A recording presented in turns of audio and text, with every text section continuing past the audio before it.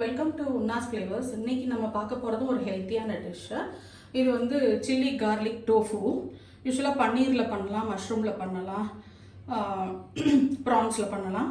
நான் இன்றைக்கி வந்து டோஃபுவில் பண்ண போகிறேன். டோஃபு வந்து ஃபுல் ப்ரோட்டீன், பன்னீருமே ப்ரோட்டீன் தான், டோஃபு இன்னும் கொஞ்சம் நல்லது. ஹாஃப் பேக்கெட் தான் எடுத்திருக்கேன், அதாவது 100 கிராம்ஸ் டோஃபு வந்து கட் பண்ணி வச்சுருக்கேன். ஒரு பெரிய வெங்காயம் அது கட் பண்ணியிருக்கேன். ஒரு 6 பல்லு பூண்டு அதையும் நல்லா சாப் பண்ணியிருக்கேன். காரத்துக்கு தகுந்த மாதிரி சில்லி ஃப்ளேக்ஸ் எடுத்திருக்கேன். நான் இப்போ வந்து 1 டீஸ்பூன் தான் எடுத்திருக்கேன். நீங்கள் வந்து காரத்துக்கு தகுந்த மாதிரி போட்டுக்கலாம். 1/2 டீஸ்பூன் சால்ட் எடுத்திருக்கேன். ஆயில் வந்து ஜஸ்ட் ஒரு 1/2 டீஸ்பூன் போகிறோம். இப்போ வந்து நம்ம என்ன பண்ண போகிறோம், இந்த பேனில் வந்து 1/2 டீஸ்பூன் ஆயில் ஊற்றி இந்த ஆனியன் கார்லிக்கை வந்து நல்லா ஃப்ரை பண்ணிக்கணும். அதுக்கப்புறம் சால்ட் போட்டு சில்லி ஃப்ளேக்ஸையும் போட்டு டோஃபுவையும் போட்டு நல்லா மிக்ஸ் பண்ணிவிட்டு மீடியம் ஹீட்டில் வச்சு லிட்டை போட்டு ஒரு 2 or 3 மினிட்ஸ் க்ளோஸ் பண்ணி வச்சுட்டோம்னா அது அப்படி சாய்ந்துடும். ரொம்ப நேரம் வைக்க வேண்டாம். இது நான் இப்போ வந்து ஃப்ரை பண்ணி காட்டுறேன். இப்போ பாருங்கள், ஒரு பேனில் 1/2 டீஸ்பூன் ஆயில் ஊற்றிருக்கேன்.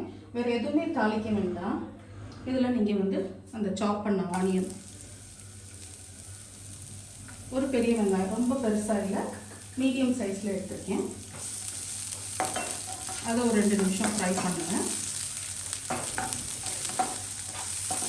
இதுலேயே நீங்கள் கார்லிக்கை போட்டுருங்க. கார்லிக் வந்து ஒரு 5 பல்லு 6 பல்லு எடுத்துருக்கேன்.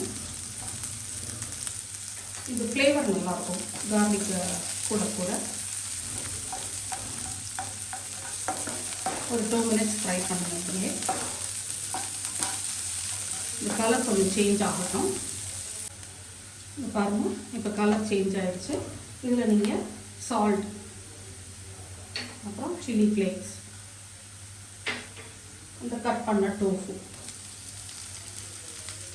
ஒரு பேக்கெட் வந்து 200 கிராம்ஸ், நான் இப்போ 1/2 பேக்கெட் போட்டிருக்கேன். 100 கிராம்ஸ் இதை நல்லா டாஸ் பண்ணிக்கோங்க. நல்லா டாஸ் பண்ணிட்டேன். இப்போ வந்து நீங்கள் ஒரு லிட்டை வச்சு ஜஸ்ட் 2 மினிட்ஸ் பாருங்கள், சிம்மில் தான் வச்சுருக்கேன்.